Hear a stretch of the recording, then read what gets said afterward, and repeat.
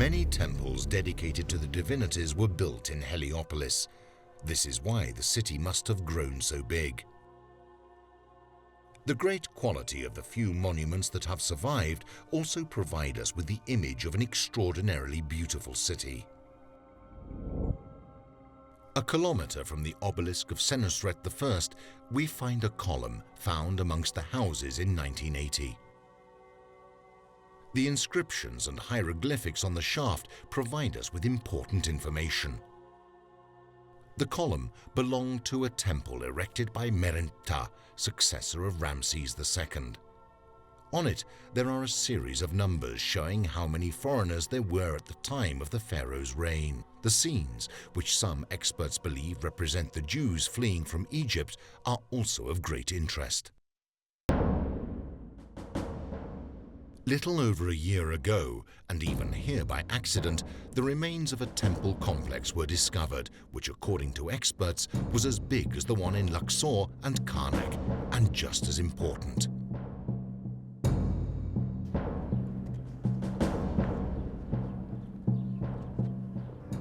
The most amazing thing that we found first evidence of a temple dated to the reign of Akhenaten. The name of Akhenaten written in hieroglyphic, and also his beautiful wife Nefertiti. Her name was written. And a piece of a stone, we call it talatat. And talatat in Arabic means three.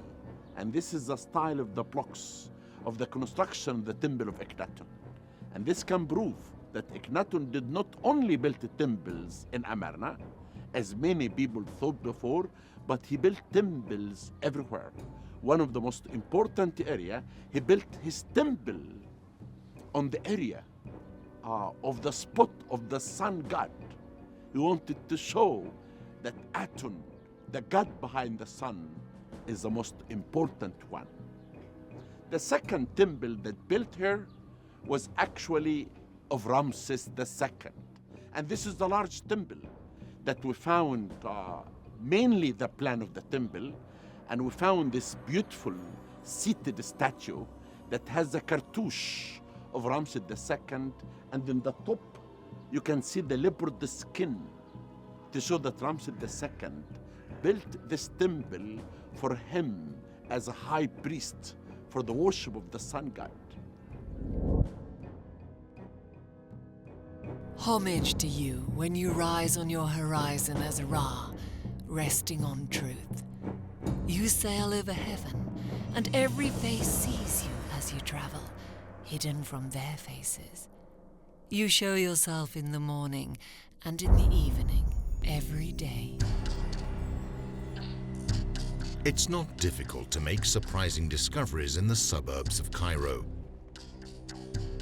as is the case with one of the most beautiful tombs discovered in recent years, which was uncovered totally by accident.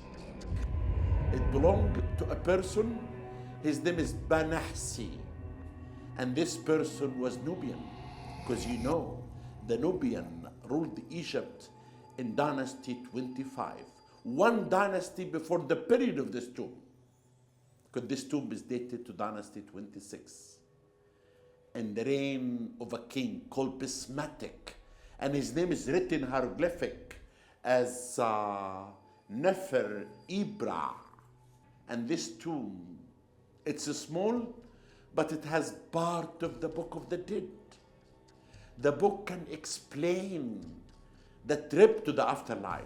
We can see in many scenes here, Khipr, the beetle, inside the sun disk, representing the sun god, and led by Banahsi and the god Thoth and the god Rahurakhti in a boat. They go for the quest of immortality. But the most beautiful place and the most beautiful scene is the scene on the ceiling of the goddess Nut, the goddess of the sky. She's holding the sky on her hand. Every piece of inscription, the color, the hieroglyphic, It tells us the story of the quest of immortality.